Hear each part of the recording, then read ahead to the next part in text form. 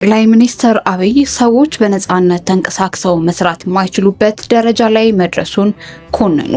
በአማራ ክልል ደብረ ማርቆስ ከተማ የተገኙት ጠቅላይ ሚኒስትር አብይ አህመድ ሰዎች በነጻነት ከቦታ ቦታ ተንቀሳቅሰው ስራ መስራት ወደማይችሉበት ደረጃ መደረሱን አጠያያቂ ጥዩፍና የማይገባ ሲሉ ኮንነዋል። በታጣቂዎች ምክንያት የተፈጠሩ የእንቅስቃሴ መገደቦችን የጠቀሱት ጠቅላይ ሚኒስትሩ ወደ ደብረ ማርቆስ ከተማ የሚደረግ የመኪና ጉዞ በእኛ ጥረት መመለስ ይኖርበታል ሲሉም አሳስበዋል።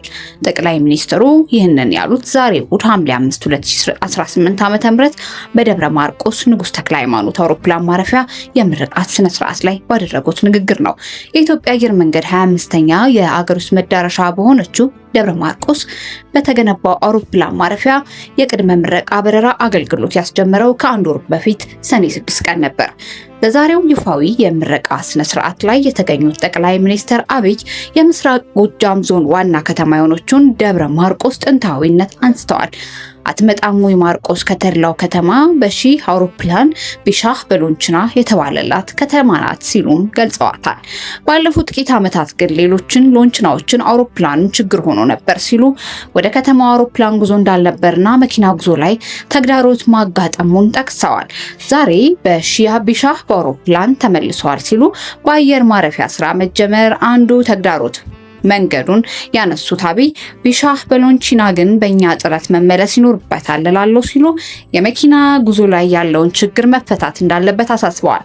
አብይ በዛሬው ንግግራቸው የሀገር አቋራጭ የህዝብ ትራንስፖርት ተሽከርካሪ ላይ በተደጋጋሚ እገታ የሚፈጸምባትን በኦሮሚያ ክልል ሰሜን ሸዋ ዞን ደገም ወረዳ ውስጥ የምትገኘውን አሊዶሮ ቀበሌን አንስተዋል። ከአዲስ አበባ በስተሰሜን 142 ኪሎ ሜትር ርቀት የምትገኘው አሊዶሮን አልፈው ወደ አማራ ክልል የሚጓዙ ተሳፋሪዎች በተለያየ ጊዜ ለጅምላ እገታ፣ ለግድያ ተዳርገዋል። በእነዚህ እገታዎችና ግድያዎች መንግስት ሸኔ የሚለውን ራሱን የኦሮሚያ ነጻነት ሰራዊት የሚለውን ታጣቂ ቡድን ይከሳል። በአካባቢው እንደሚንቀሳቀስ የሚነገረው ታጣቂ ቡድኑ ክሱን በተደጋጋሚ ያስተባበለ ሲሆን በምላሹ መንግስት ያደራጃቸው አካላት ድርጊቱን ይፈጽማሉ ሲል ወንጅሏል። መንግስት ለዚህ የሰጠው ምላሽ ባይኖርም በታጣቂዎቹ ላይ እርምጃ እየወሰደ እንደሆነ ሲገልጽ፣ እንዲሁም ታጣቂዎቹ ለንግግር ወደ ጠረጴዛ እንዲመጡ በተደጋጋሚ ጥሪ ሲያቀርብ ቆይቷል። ጠቅላይ ሚኒስትሩ ዛሬ ባደረጉት ንግግር በአባይ ሸለቆ አካባቢ አሊዶሮ አካባቢ የሸፈተውንና ወደ አዲስ አበባ አላሻግርም ያለውን ሽፍታ በጋራ ታግለን ማስወገድ ሲገባን ከደብረ ማርቆስ ደጀን መሄድ እንዳንችል ተጨማሪ ሽፍቶች ማበራከታችን ተገቢ ጉዳይ አይመስለኝም ብለዋል። የትም ቦታ ያለውን ሽፍታ ተሰናስለን ተደማምረን በማስወገድ የህዝባችንን ሰላም ልማት ማረጋገጥ አለብንም ሲሉ ገልጸዋል። ከዚህ ተቃራኒ ግን ሰዎች በነጻነት ከቦታ ቦታ ተንቀሳቅሰው ስራ መስራት እንደማይችሉበት ደረጃ መደረሱ ተገቢ እንዳልሆነ አንስተዋል። ጭራሽ ወደ ቀያችን ወደ ሰፈራችን ሽፍቶች እየተበራከቱ ሰዎች በነጻነት ከቦታ ቦታ ተንቀሳቅሰው ስራ መስራት ወደማይችሉበት ደረጃ መድረሳችን ለሁላችንም አጠያቂ ጥዩፍ ማይገባ ልንማርበት የሚገባ ጉዳይ ይመስለኛል ሲሉ ኮንነዋል። ዛሬ በይፋ የተመረቀው የደብረ ማርቆስ ከተማ በቀን 3 ጊዜ በረራ እንደሚደረግበት አብይ በንግግራቸው ጠቅሰዋል።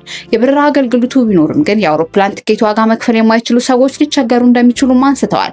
መክፈል የማይችሉ ወይም የማይፈልጉ በትራንስፖርት ከዚህ ወደ ባህር ዳር ወይም ከዚህ ወደ አዲስ አበባ መሄድ ቢፈልጉ ያንን ማድረግ እንዲቻላቸው ሰላም በእጅጉ አስፈላጊ ነው ብለዋል። ለዚህም ሲባል መንግስታቸው ከህዝቡ ጋር በመተባበር ሊወያዩ ሊነጋገሩ ለፈለጉ ማንኛውም አካል በራቸው ክፍት መሆኑን ገልጸዋል። የማያግባቡን ጉዳዮች ካሉ በሰላማዊ በሰለጠነ የፖለቲካ አግባብ መነጋገር ይቻላል። ከዚህ ውጪ ያለው አማራጭ ኢትዮጵያን አይጠቅምም፣ አማራንም አይጠቅምም፣ ጎጃምን አይጠቅምም፣ ምስራቅ ጎጃምንም አይጠቅምም ሲሉ ተናግረዋል። በክልሉ ያለውን ወቅታዊ ችግር ለመፍታት እንዲቻልም ህዝቡና መንግስት በጋራ እንዲቆም ጥሪ አቅርበዋል።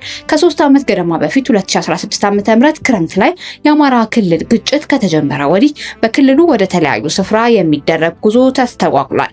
በክልሉ የሚንቀሳቀሱት የፋኖ ኃይሎችም ባለፈው ሰኔ 7ኛው አጠቃላይ ምርጫ የተካሄደበትን ጊዜ ጨምሮ በተለያዩ ጊዜያት ትራንስፖርት እግዶችን ሲጥሉ ቆይተዋል። በተለያዩ የክልሉ አካባቢዎችም እገታዎች አጋጥመዋል። ከዚህ በተጨማሪ ከአዲስ አበባ ከተማ ወደ ክልሉ የሚደረጉ ጉዞዎች በተለይም በኦሮሚያ ክልል ሰሜን ሸዋ ዞን ውስጥ የታጣቂ እገታና ጥቃት ኢላማ ሆነዋል ሲል ይገልጻል። ይህ መረጃ የቢቢሲ ነው።